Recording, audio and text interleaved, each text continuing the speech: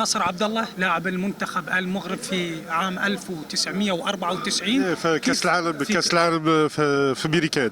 في امريكا. شلون شفت اداء المنتخب المغرب في مونديال قطر؟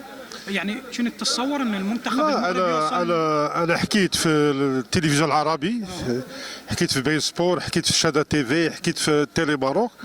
انا قلت لهم غادي ان شاء الله غادي نغلبوا بلجيكا وغادي ندوزوا الدور الاول، ولكن ما توقعتش نغلبوا اسبانيا وغلبوا البرتغال باش نكونوا دابا مع فرنسا في الديمي فينال. ما وقعتش هذيك. كان اكو تخطيط مسبق لهذا العمل والخلى المنتخب المغربي يوصلون في هذه الادوار؟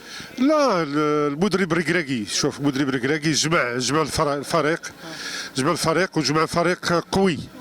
عندك حكيمي باريس سان جيرمان، مزراوي بايرن ميونخ، بونو سيفيليا. حنا عندنا فريق قوي.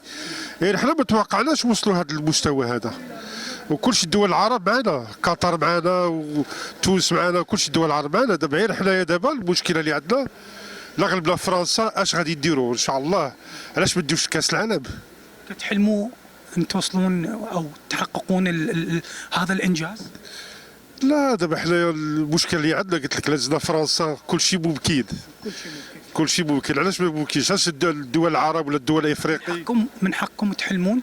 ما ضروري نحلموا. ملي تدير البروغرام ديالك، عندك كرواتيا، عندك بلجيكا، عندك اسبانيا، عندك البرتغال. انت تعادلت مع الوصيف الثاني وتفوز مع الوصيف الثالث، وتفوز على كندا، وتفوز على المنتخب الاسباني، وتفوز كذلك على المنتخب البرتغالي، والان انت في شبه النهائي. يعتبر هذا كاس العالم بالنسبه لكم؟ لا، كاس العالم ان شاء الله. شوف، اي حاجه ما سهلاش. غير المنتخب المغربي عنده قلب